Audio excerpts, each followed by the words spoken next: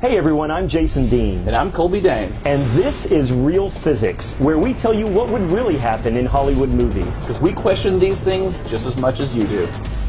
The movie this week is the 2010 remake of The A-Team, directed by Joe Carnahan, who is known for his over-the-top action sequences. We're going to analyze one of the most talked about scenes from this movie and show you what would really happen. Take a look.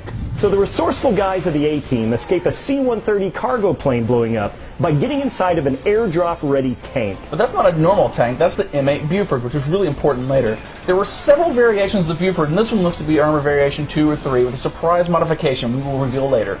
Right, so here we have Face shooting an already loaded top-mounted gun. And we found out that when Bufords are dropped, they really are fully loaded and ready to go. You know, I argued that point for a long time, thinking there was no way these things were already ammoed up.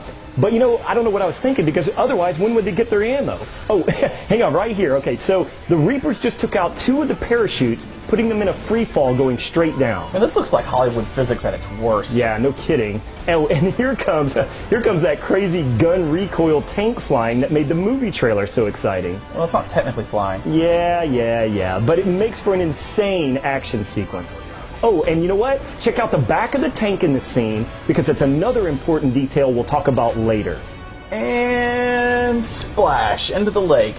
And driving out afterwards.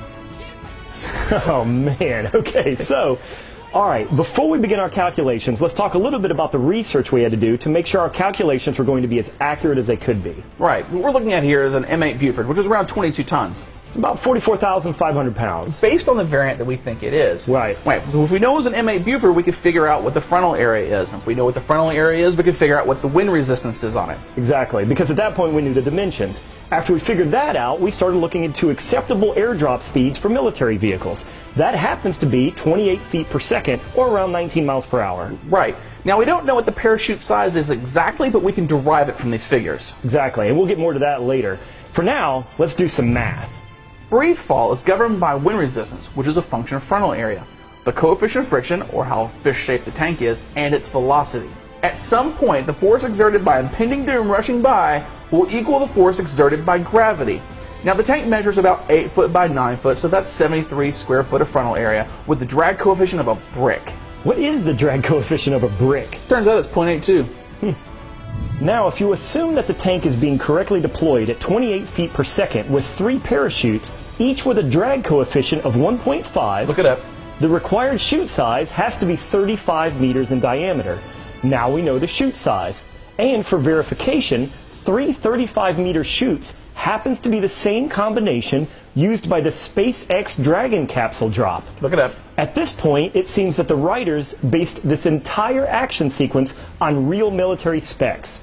So take away the 2 chutes and you would think it's going to dramatically affect their speed. But because air friction is dependent on the square of the velocity, the single chute terminal velocity only increases to 33 miles per hour. Or pretty much like driving down a residential street. Let's do some more math when the cannons come into play. This is where things get even crazier. Alright, so now they fire the cannon every 3.5 seconds. The projectile portion of an M829A1 armor-piercing round is roughly about 10 kilograms. Or about 22 pounds. Right. So, thrust is defined as the change of mass divided by the change in time multiplied by the velocity. So, we have 10 kilograms divided by 3.5 seconds times 1,750 meters per second. That happens to be the max muzzle velocity of a Rheinmetall 120mm M256 cannon. We end up with a whopping 5,000 newtons of opposing force, or about 1,220 pounds of thrust. Well, 1,220 pounds of thrust sounds like a lot, but when you consider the 44,500 pound mass of the tank, well, it's good for about a half a mile per hour. So the director threw in that part to add to the action, but in reality, each time they fired, the tank would slow up about half a mile per hour, and then immediately approach the terminal velocity again of 33 miles per hour. So it was useless. Right, yeah, so they're also heading into the lake to help break their fall. But even at that speed, the water is going to hurt. However, the ratio of the tank's weight to its frontal area limits its deceleration. By using the formula for drag and Newton's second law, splashdown results in 3.13 Gs. Very survivable. So hooray, they're alive!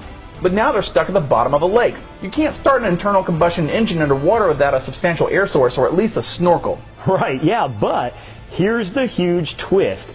Check out your screen. On the left is the rear of the tank in the movie. On the right is the rear of an actual M8 Buford tank. Now, let me show you a Buford tank variant that more closely resembles the one in the movie. Now, the one in the movie matches up even closer to this one. This is a special variation with a hybrid engine. That's right, this is an electric tank. The guys making this movie did their research. They could drive it right out of the lake without firing up the combustion engine. All right, well, as over the top as Hollywood can be, believe it or not, what you just saw on screen could actually happen. I know it's hard to believe, but as far as we can tell, it's plausible. Leave it to the A-Team to prove us wrong. We're going to call this one real physics. I know, and I know how you math and physics enthusiasts love to argue. We really do look forward to your comments and corrections down below, and maybe we'll even argue with you. Or not. I'm Jason Dean. And I'm Colby Dane. Thanks for watching, everyone. See you next week.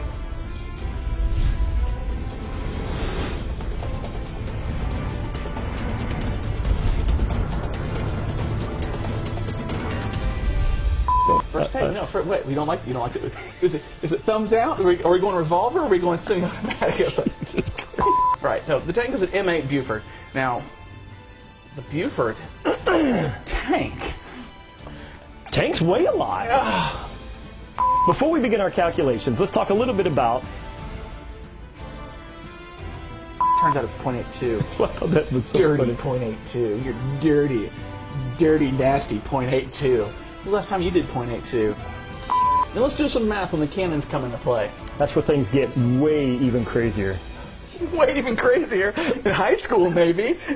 Way! Way!